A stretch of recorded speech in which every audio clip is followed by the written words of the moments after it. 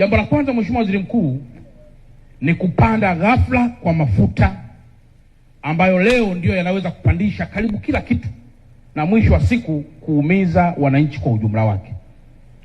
Mheshimiwa Waziri Mkuu, labda nitoe taarifa fupi sana ili uweze kupata picha katika mkoa wetu wa Dar es Salaam. Mkoa wa Dar es Salaam, Mheshimiwa Waziri Mkuu, una vituo vya mafuta 470. Lakini mkoa huu wa Dar es Salaam, Mheshimiwa Waziri Mkuu, tuna madepo ambayo tunatunza mafuta. Dar es Salaam peke yake tuna depo 22 ambazo zina uwezo wa kutunza lita za ujazo 1,346,000. 1,346,000 ndio uwezo wa depo 22 katika mkoa wetu wa Dar es Salaam. Lakini katika taifa lote depo ziko kama 26 tu ambazo zinaongezeka Tanga na zinaongezeka Mtwara. Sasa hapa katikati tulipata taarifa kutoka Wizara ya Nishati ikizungumzia kuhusu taifa kuwa na mafuta yasi chini ya miezi mitatu. Mheshimiwa Waziri Mkuu, kwa kuwa lilileta taharuki, labda nitumie nafasi hii kufafanua kidogo, kwa kuwa na mimi na dhamana ya mkoa wa Dar es Salaam. Sisi Dar es Salaam petroli kwa siku tunatumia lita 1,700,000 kwa siku consumption, na diesel kwa siku moja tunatumia lita 2,200,000, na mafuta ya taa kwa siku tunatumia lita 5,000 ambayo yanatoka kwenye vituo vya mafuta 470. Sasa taarifa iliyotolewa na wizara ili wananchi waweze kuelewa na hii kilichokuja kutokea ni kwamba ili taifa lijihakikishie kwamba lina mafuta, tunaangalia mambo makubwa manne. La kwanza, Mheshimiwa Waziri Mkuu, tunaangalia mafuta yaliyoko kwenye depo ambayo tayari yametunzwa kwenye depo, ambayo depo zetu tulizonazo zinaweza kutunza lita za ujazo 1,346,000. Lakini jambo la pili, tunaangalia mafuta ambayo yako kwenye bandari bado hayajashushwa na meli zingine ziko nje, tunaita out anchorage.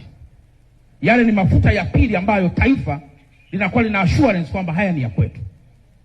Mafuta ya tatu ni yale ambayo yamelipiwa, yako njiani sasa yanakuja ili yaje aweze kushusha mafuta hapa.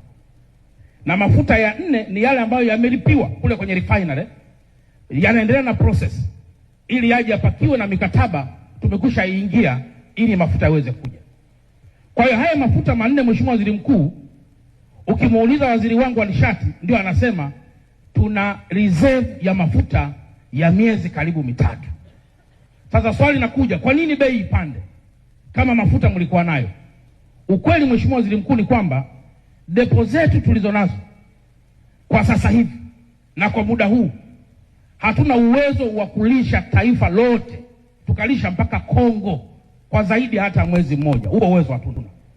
Na ndio maana, Mheshimiwa Waziri Mkuu, nikushukuru sana wewe na nimshukuru sana Mheshimiwa Rais.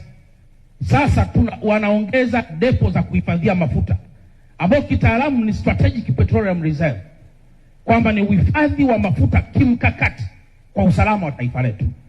Sasa ili tupate bei ya mwezi huu ya mafuta, kinachoangaliwa huwa tunasema ni M-1, kwamba unaangalia bei ya mafuta yaliyoko kwenye matenki leo pamoja na bei ya mafuta ambayo inakuja sasa na mwezi mpya, ambayo inakuwa inaangaliwa na mambo makubwa matatu.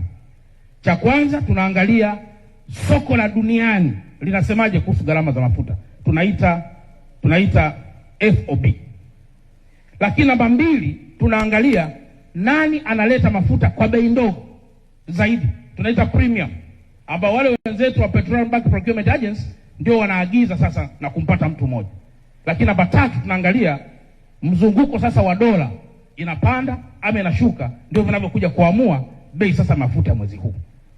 Kwa hiyo wananchi walichopata taharuki ni kwamba kama mlisema mna mafuta ya miezi mitatu, wai tena mwezi huu mafuta yapande? Lakini kumbe kupanda kwake kunatokana na hii sababu ambazo nimezisema, na ndio maana nimeona nitoe ufafanuzi kidogo, kwa kuwa ni jambo lililoleta taharuki katika nchi ya Tanzania kwa ujumla wake. Sasa Mheshimiwa Waziri Mkuu, nafahamu kwa kuwa wewe ni kiongozi wa shughuli zote za serikali bungeni, yako mambo ambayo mtaendelea kutuelekeza ili wananchi sasa na ile shida kubwa waweze kuondokana nayo.